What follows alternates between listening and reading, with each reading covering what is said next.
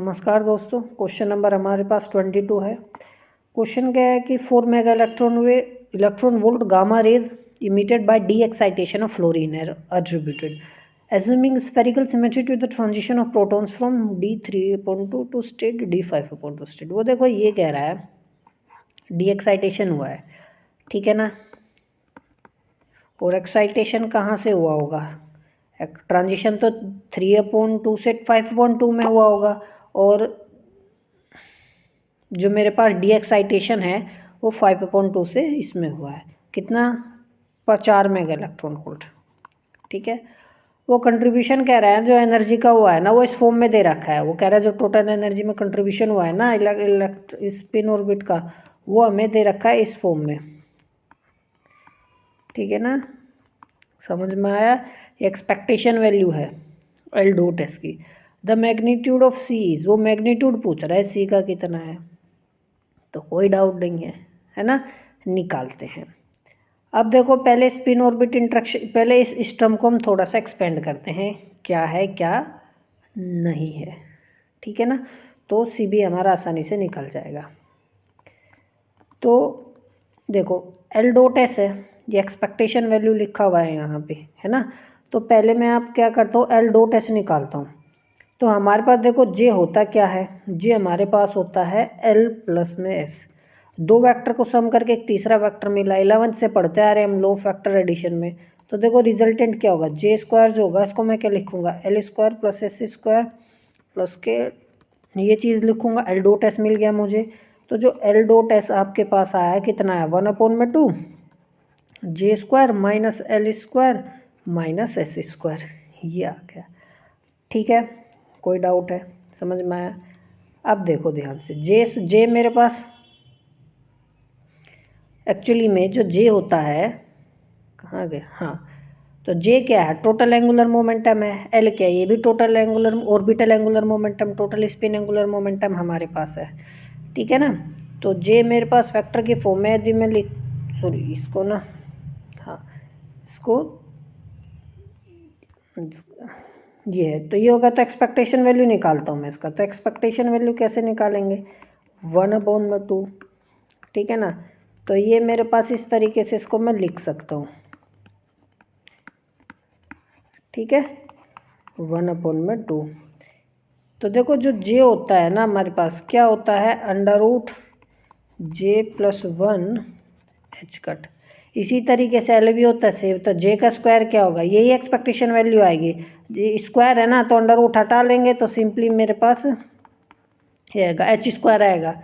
यहाँ पे L+1 आएगा, यहाँ पे S+1 आएगा स्मॉल, और ये एच कट स्क्वायर मैंने सभी से बाहर लिख लिया। समझ में आ गया बात या नहीं आया? ठीक है, कोई डाउट है?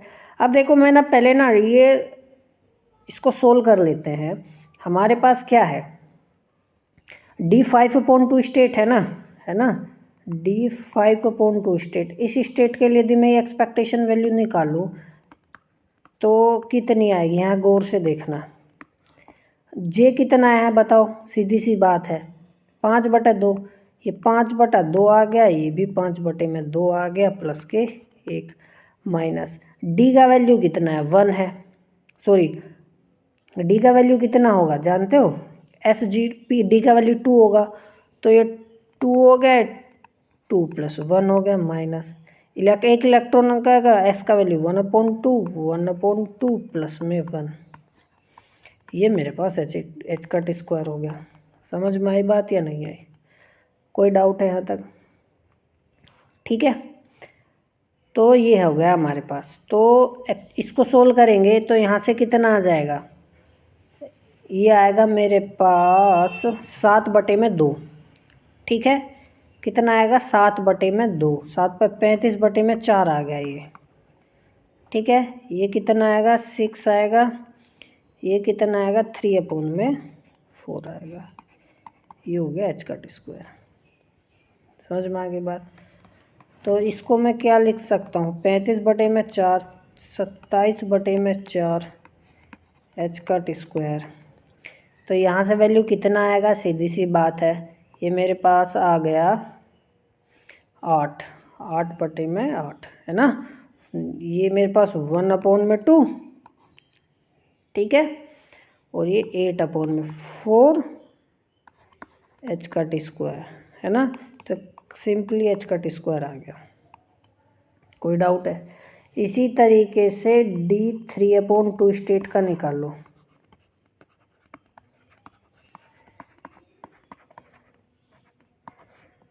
देखो ये 3/2 होगा, 3/2 होगा, प्लस के 1। डी तो सेम है, एस भी सेम है, तो सिंपली ये 27/4 ही आ जाएगा यहाँ पे। ये दोनों तो सेम ही है ना, एच का टी स्क्वायर। तो ये हमारे पास कितना आ गया यहाँ पे, ठीक है। ये 5/5 है, 15/4 हो गया। ये 27/4 एच का टी स्क्वायर, ठीक है। कोई डाउट है? अब ये यहाँ पे -12 आ गया अपोन में 8, है ना। -12/8 एच कट स्क्वायर। कोई डाउट है? इसको हम और सोल्व कर सकते हैं आगे। 4 3 जा 4 2 जा एच कट स्क्वायर। अब हमसे देखो दे क्या रखा है, ध्यान से देखना। हमें ना ई जो है एल एस, हमें एक्चुअली में क्या दे रखा है, सी, यही तो है एक्सपेक्टेशन वैल्यू। लेकिन हमने दो स्टेट के बीच में क्या निकाला, ध्यान से देखना। ये सी बाहर ले लेंगे, एल डॉट एस, ये 5/2 स्टेट से कौन सी स्टेट में गया है, 3/2 स्टेट में, है ना। सी बाहर आ गया। जो डिफरेंस है एनर्जी का 4 मेगा इलेक्ट्रॉन वोल्ट दे रखा है हमें, 4 मेगा इलेक्ट्रॉन वोल्ट, ठीक है ना। कोई डाउट है? नहीं होना चाहिए, ठीक है ना। अब हमारे पास देखो ये 5/2 कितना आया था, ये हमारे पास एच का टी स्क्वायर आया था।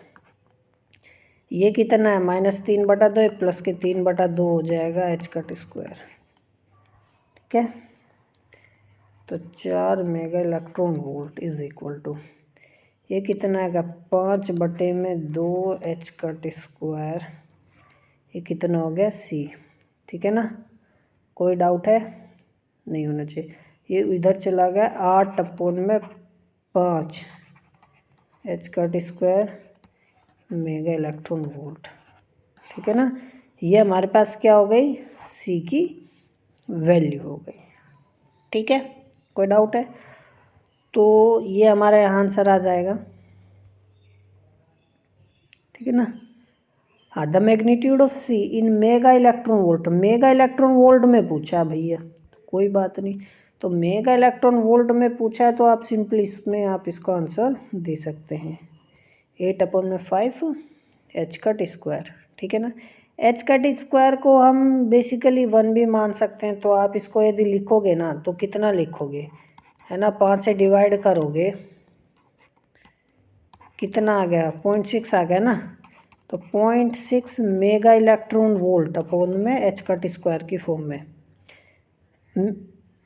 समझ में आया मैं क्या, एच कट को ना आप 1 एज्यूम कर सकते हो। किसमें, CGS यूनिट में ना हम बेसिकली क्या करते हैं, एच कट को 1 ही तो एज्यूम करते हैं, ठीक है। तो आप 1.6 मेगा इलेक्ट्रॉन वोल्ट भी लिखोगे तो कोई दिक्कत नहीं, यही हमारा क्या होगा, आंसर होगा। इसी फॉर्म में हमसे क्या है, आंसर को पूछा गया है, ठीक है ना। तो मिलते हैं अगली क्लास में, तब तक के लिए नमस्कार, पढ़ते रहिए।